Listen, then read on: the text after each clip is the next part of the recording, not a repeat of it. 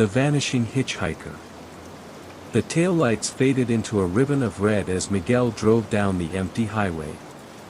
It was after midnight, and the sky was ink black, the only light coming from his headlights slicing through the darkness.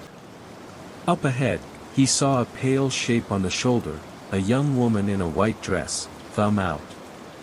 His heart thudded as he slowed the car. "Need a ride?" he called. The woman nodded, her dark hair falling softly over her shoulders. She climbed in silently and slid over to the seat beside him. The car's heater clicked on as he wrapped an arm around her shoulders to ward off her chill. He glanced at her in the mirror, her eyes were wide and distant. She didn't say a word, only stared out at the moonlit road. The freeway curves felt unnatural as they drove. The radio crackled to life with an old country song, but it felt heavy in the air. Miguel tried to make small talk, but she just offered a tired smile, as if the weight of countless nights were on her. After miles of quiet driving he finally spoke. "Where are you heading?" She pointed ahead, whispering, "Cemetery. That's my stop." Confused, he slowed the car as the taillights of the town receded behind them and they approached a low stone wall and iron gates. A chill ran down his spine. Even the map he kept on the passenger seat seemed to twitch in the dim light. Suddenly the highway beacon flickered over an old sign, "Resurrection Cemetery." He shivered. The girl sat up. "Here," she said softly. Miguel pulled the car to a stop. He turned back. "Is everything okay?" But when he looked, the seat beside him was empty. The hush inside the car was deafening. He called out her name, but the only answer was the hum of the engine. Heart hammering, he jumped out and ran around the vehicle, no footprints, no sign of her. On the ground lay only a single white rose and a folded shawl, both resting on the asphalt. Confused and frightened, Miguel realized this was no ordinary hitchhiker. The next morning he found the newspaper and turned to the "Lost" section. "Missing years ago, Dorothy Martinez, killed in a crash on this highway in 1992. Dressed in white." The date sent a chill through his bones. People had long whispered about a girl called Resurrection Mary, one of dozens of vanishing hitchhikers said to appear on lonely roads at night. Miguel knew, then, that the woman he'd given a ride to could never have been alive. She had kept her promise, arriving at her final stop, and then vanished without a trace. The hook. Late one Saturday night, Jake and Elena parked up at Lover's Lane, the radio softly playing a classic rock song. The windows were down and the cool night air tasted of pine and summer rain. They had just come from the drive-in movie, and now were tangled in each other's arms. Suddenly the music was interrupted by a news bulletin. An escaped convict, known as the Hook Killer. Elena sat up. "Listen. They say he's missing his right hand, replaced by a long metal hook." Jake's stomach nodded. The DJ's voice was strangely calm against the thunder in his ears.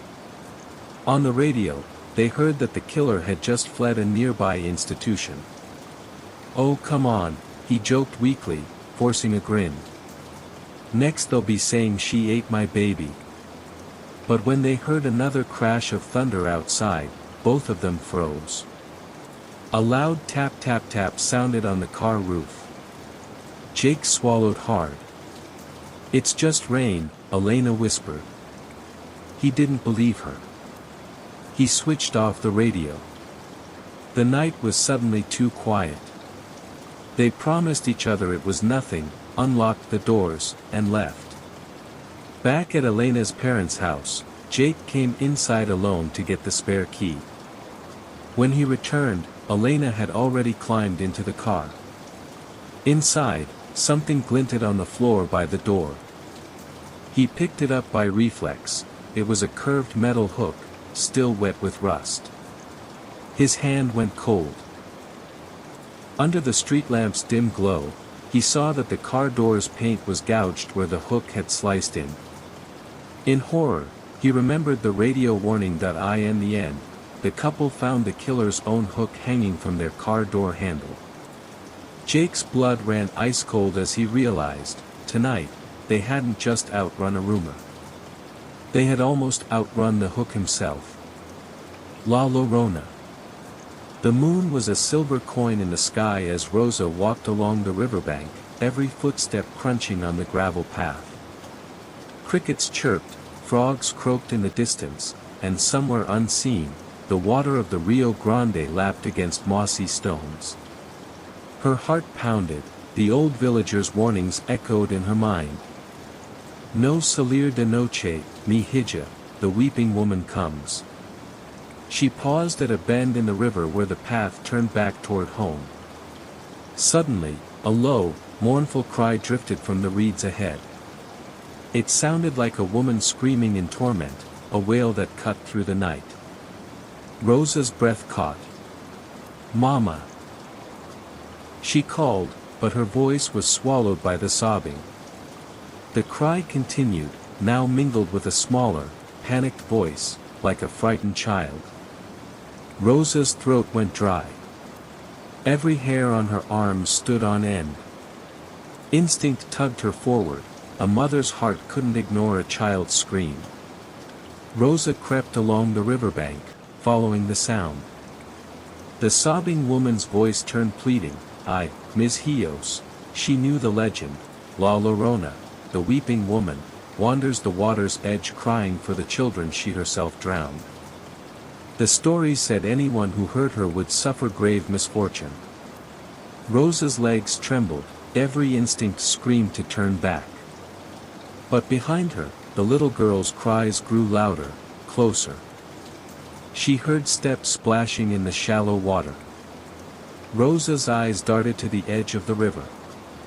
In the silver light she saw a lone figure, a woman in white, hair tangled and wet, kneeling at the water's brim. Her face was hidden, she swayed and moaned. Rosa's blood ran cold. The child's cries stopped abruptly as the woman's wail intensified, "Mis niños." Rosa screamed and ran, her sandals slapping the stones. Behind her, the weeping broke off into a chilling laugh. She didn't stop until she reached her home. The next day, dawn's gray light revealed muddy footprints leading from her yard down to the river, and then nothing. Rosa never heard another cry again. But she knew deep down that La Llorona had claimed the lost child, leaving only sorrow in her wake. The clown statue. Samantha lit a candle and flipped through her phone gallery as the Smith children slept upstairs. It was her first babysitting job for the wealthy couple on Elm Street, and everything felt almost too perfect, until she went to the bedroom to change rooms. In the corner stood a porcelain clown statue, about 5 feet tall, painted in gaudy pastel colors. Its eyes seemed to glint in the lamplight, its painted grin was frozen in a knowing smirk. Samantha's stomach lurched. She sat on the bed in the far corner, trying to ignore the statue's painted eyes. But every time she glanced its way, she swore it had tilted its head slightly. Its left hand, a porcelain hook, looked disturbingly real. She tried to focus on the feel of her phone in her hands, but she kept catching reflections of movement in its glossy coat. Was her mind playing tricks? The air felt thick, even the candle's flame shivered. Finally, she mustered the nerve to phone Mr. Smith. "Excuse me, sir, but there's a clown statue in your son's bedroom, and it's making me really uncomfortable. Could I switch to the living room to watch TV?" The line went dead for a moment. When his voice came back, it was tight. "What clown statue?" Samantha's heart fell to her feet. "The one in the corner," she said, voice shaking. His next words froze her blood. "Listen carefully, there is no clown statue in this house. Her pulse thundered in her ears. Without thinking, she dropped the phone and raced upstairs. She grabbed the children, their tiny bodies pressing to her as she ran down. The house was so quiet it felt unreal. She tore open the front door and plunged into the night. Behind her, the Smiths burst through the door, alarmed. In the upstairs window, a white-eyed face stared out for a heartbeat, the painted face of the clown, then slipped back into the dark. Police swept the house at dawn. In the attic they found a man dressed in a clown suit, crouched behind a beam. He had been the clown statue. A crooked grin was carved into the plastic mask of his costume. The terrified children later told officers they had been waking at night to see Mr. Smiles watching them sleep. Samantha knew the legend well. In every version of the story, the creepy statue is actually a murderer hiding in plain sight. Tonight, she'd learned how real that legend could be. Kuchisake-onna, the slit-mouthed woman. Kaito walked home under the flickering street lamps, the night air icy against his skin. A light rain began to fall, tapping softly on the pavement. He pulled his hood up and quickened his pace. He was already late. As he turned a quiet corner, a tall woman stepped out from behind a tree. She was wearing a surgical mask, the kind that hid her face, and a floppy red coat. Her long black hair was matted from the rain. Her eyes met his, shining unnaturally in the light. Kaito stumbled back a step.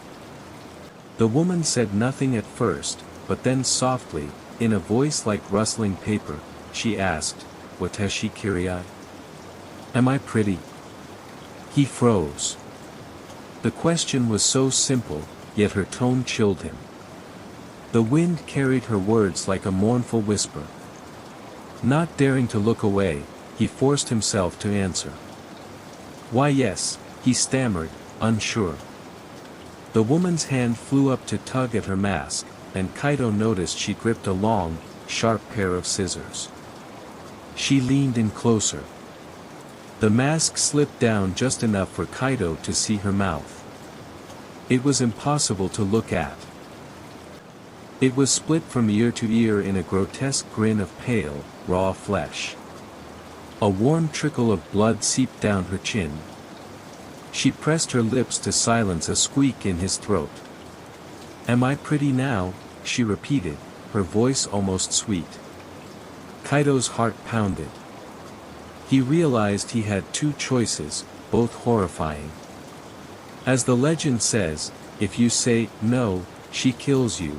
If you say yes, she shows the slit and asks again, and any hesitation means death. Kaito's mind raced.